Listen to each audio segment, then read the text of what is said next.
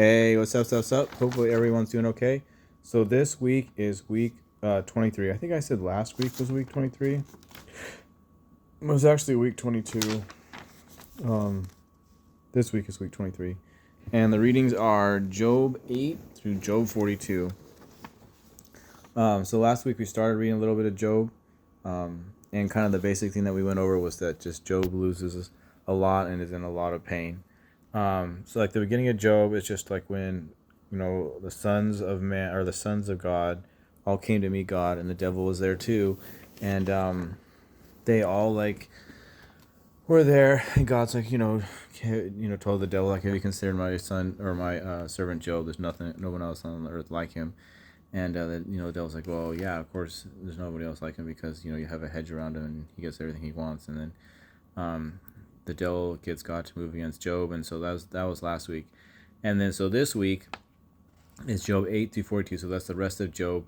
And the thing when you read Job, it's like the dialogue is really difficult to understand exactly what they're saying.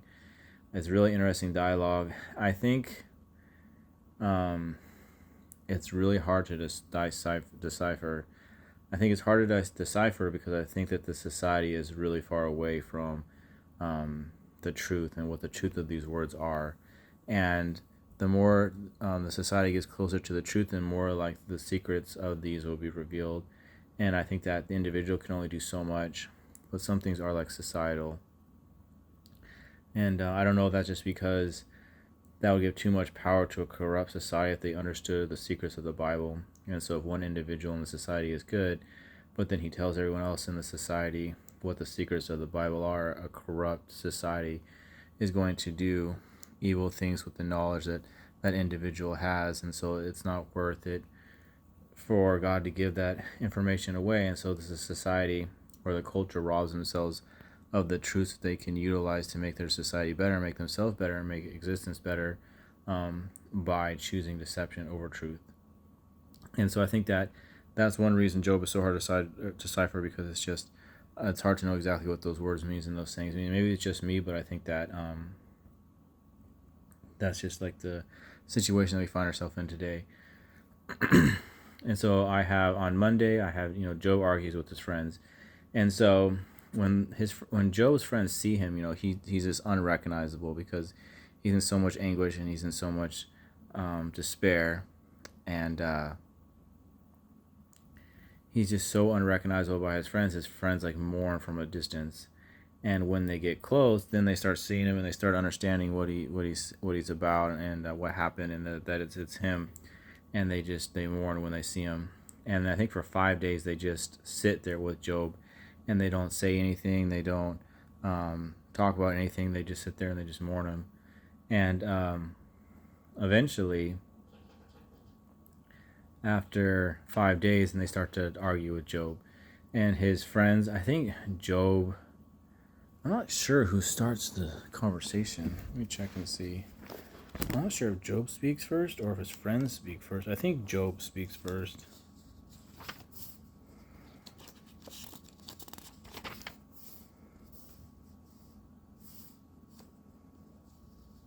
Yeah, I think Job speaks first.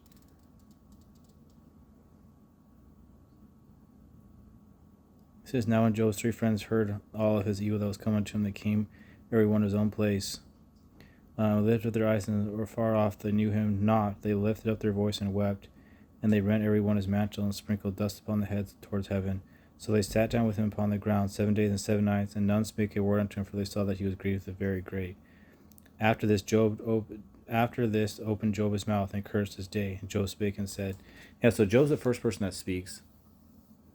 And he talks, and he just curses the day that he was born. He's in so much anguish and he's in so much pain and so much misery that he just goes off and just curses about everything that he was born, everything that he does, everything that's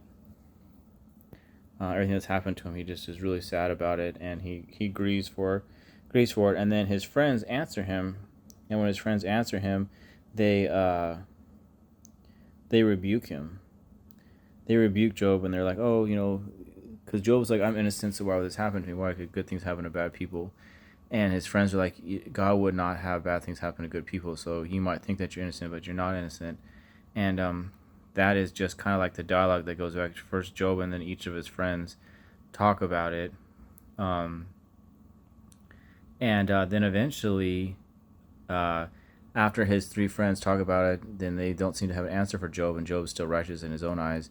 And then the other person, there's a younger man there, and he starts to argue with Job, and he talks about how great God is, and that Job is not innocent. And the interesting thing is, and so that's for Monday I have, and then for Tuesday I have God answers Job. And then after that friend, the younger man speaks, then God answers Job. And when God answers Job, he's like, I really like the verse. He's like, gird up your loins like a man. And so there's some like responsibility in Job as a man, to answer what he said. And God, the vibe of it does seem like God's angry at Job, even though God says that Job speaks correctly of him. He's still like angry at Job. And but I think after Job, like, he recognizes and he says, okay, God, yeah, you're right, and the way that he says it and his words that he has in the relationship that God has with him, it appeases God's anger. And God's, and I think that he takes into consideration, the whole entire event, even after God speaks to him, and then that's when he says like his words are righteous, because you have to take into context everything that's happened and what Job knows.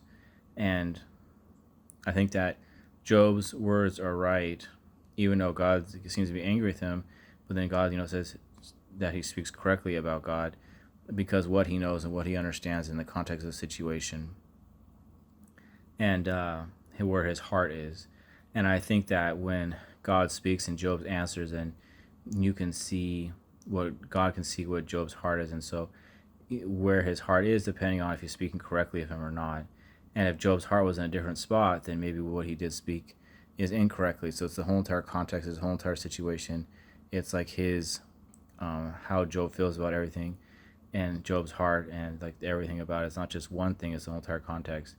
And so for Wednesday, I have Job's three friends did not speak correct of God, and so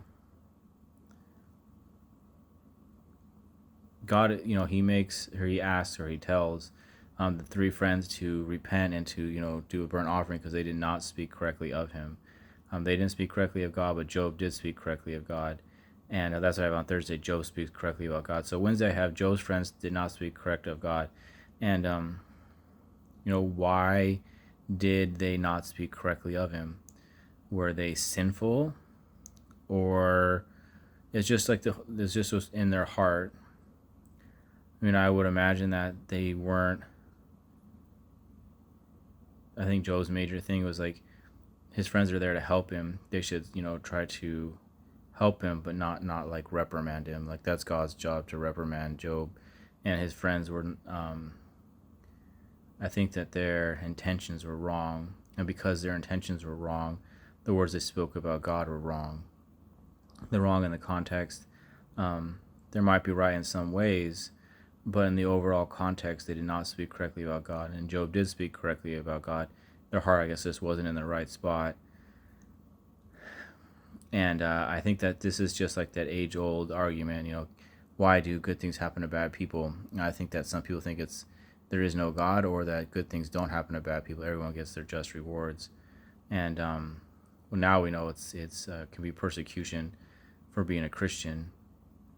And that's why, you're just being persecuted. It's not necessarily bad things. I mean, persecution can be considered bad things, but it's not like God doesn't put evil upon them.